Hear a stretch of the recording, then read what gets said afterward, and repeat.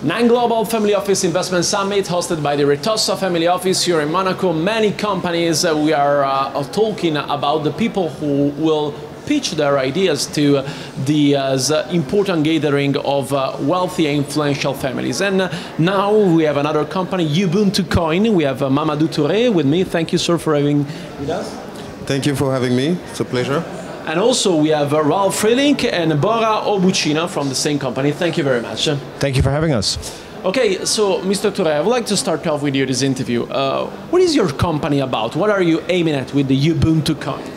Yes, as a founder of Ubuntu Coin, the idea was to find a way to redistribute wealth, right? So if you take the case of Africa, for instance, Africa is considered as poor, but is also extremely rich in natural resources. So what about we leverage on blockchain technology to make those natural resources a currency? So Ubuntu Coin is ultimately the people's coin that allow for transactions and payments and engagements across the world, starting with a token backed by gold, which would be accepted anywhere in the world. And as you know, in Africa, for instance, 70% of people don't have access to a bank account. And around the world, it's around 3.8 billion people don't have access to a bank account, and they're therefore cut out of the economy.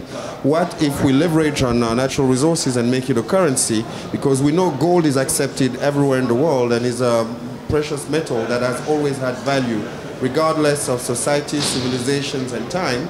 And Africa has the largest gold reserves in the world. So now we decided to set up Ubuntu Coin as the first natural resource to use to back our currency and to lift people out of poverty.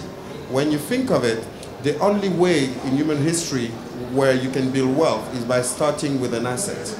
And therefore, we're recreating a digital asset backed by natural resources, starting with gold, to ensure that people have something that backs their way of transacting and that is globally accepted, and now bringing more than 3 billion people into the global economy and to create shared wealth.